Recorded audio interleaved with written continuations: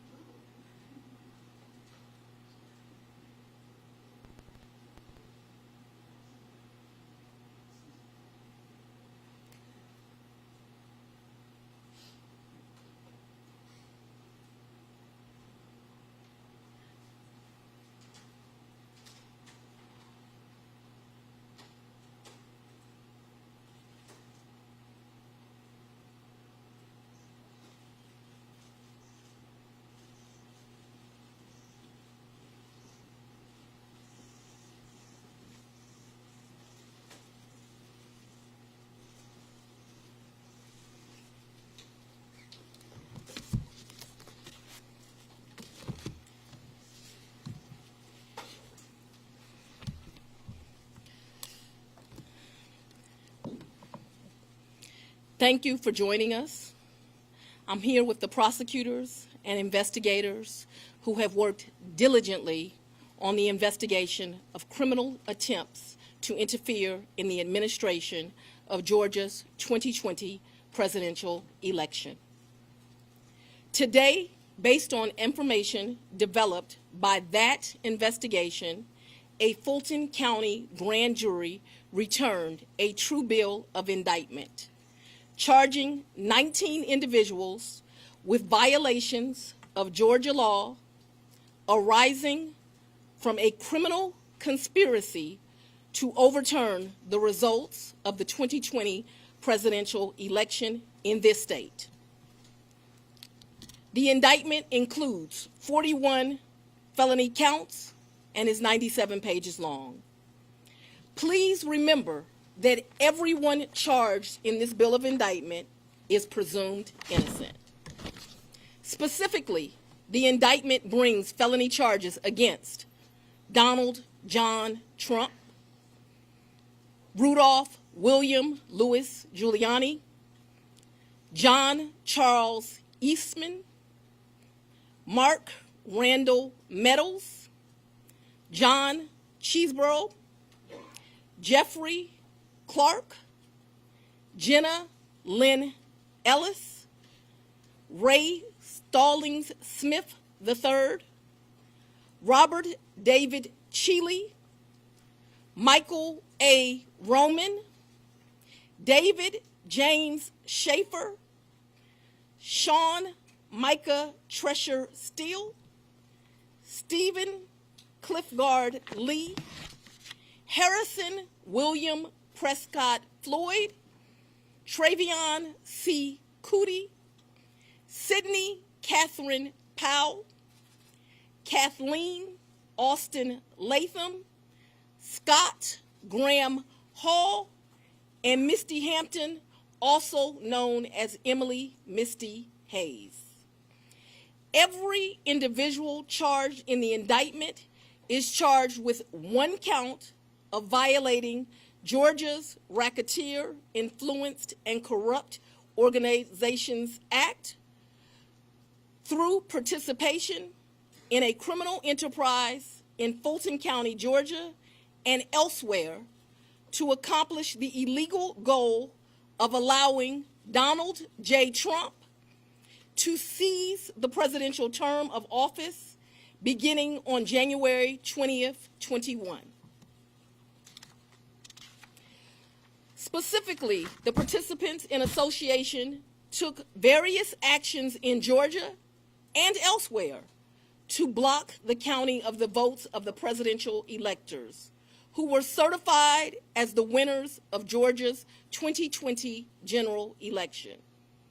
As you examine the indictment, you will see acts that are identified as overt acts and those that are identified as predicate acts, sometimes called acts of racketeering activity. Overt acts are not necessarily crimes under Georgia law in isolation, but are alleged to be acts taken in furtherance of the conspiracy.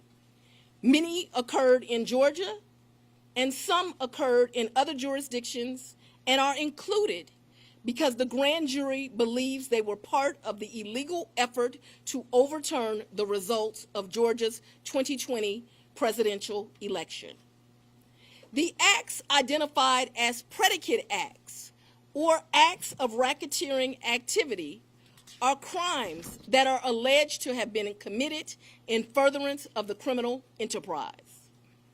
Acts of racketeering activity are also charged as separate counts in the indictment against those who are alleged to have committed them. All elections in our nation are administered by these states, which are given the responsibility of ensuring a fair process and an accurate counting of the votes. That includes elections for presidential electors, Congress, state officials, and local offices. The state's role in this process is essential to the functioning of our democracy. Georgia, like every state, has laws that allow those who believe that results of an election are wrong, whether because of intentional wrongdoing or unintentional error, to challenge those results in our state courts. The indictment alleges that rather than abide by Georgia's legal process for election challenges, the defendants engaged in a criminal racketeering enterprise to overturn Georgia's presidential election result. Subsequent to the indictment, as is the normal process in Georgia law, the grand jury issued arrest warrants for those who are charged.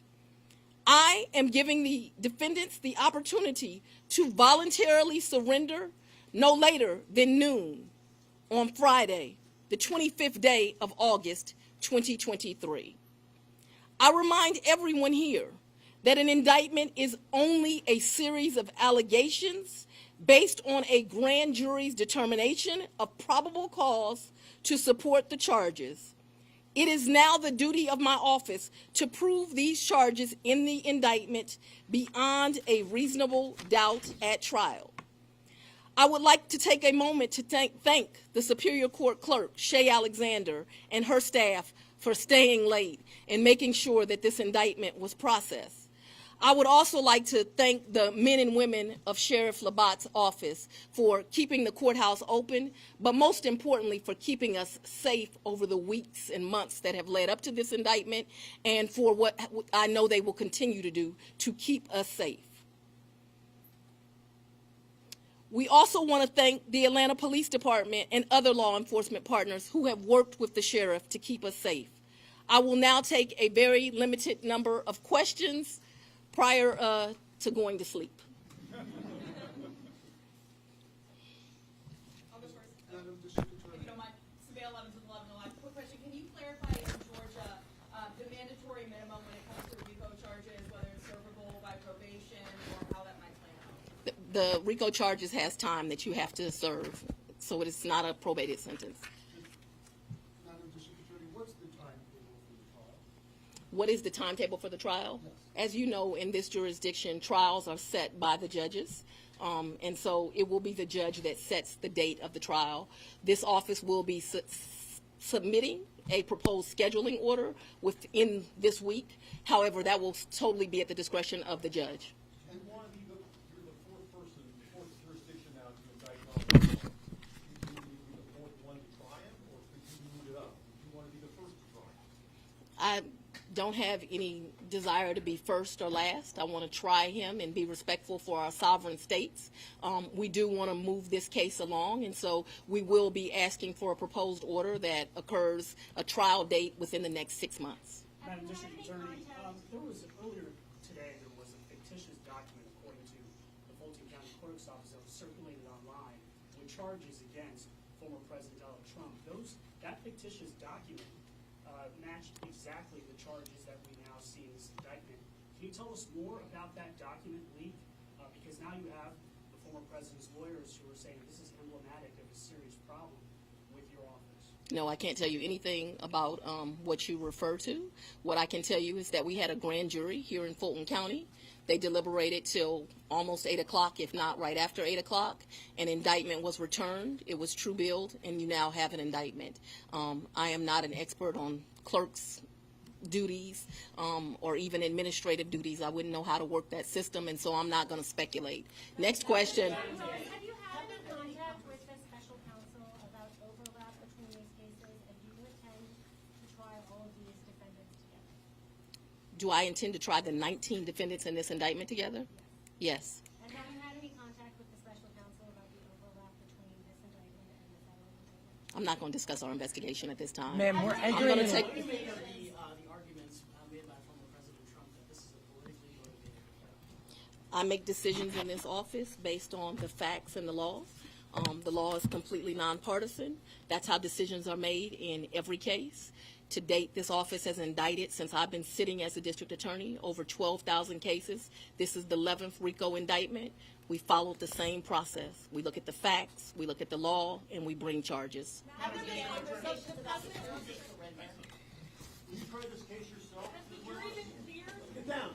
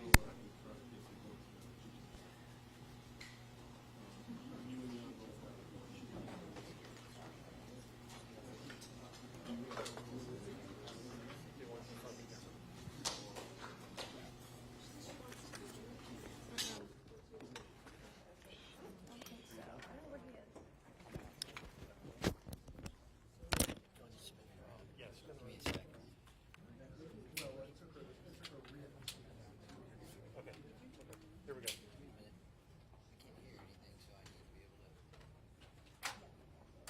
Tommy Duck. Tommy Duck. Good. You're good right there. Just smidge more. A little more. Duck. A little more. Good.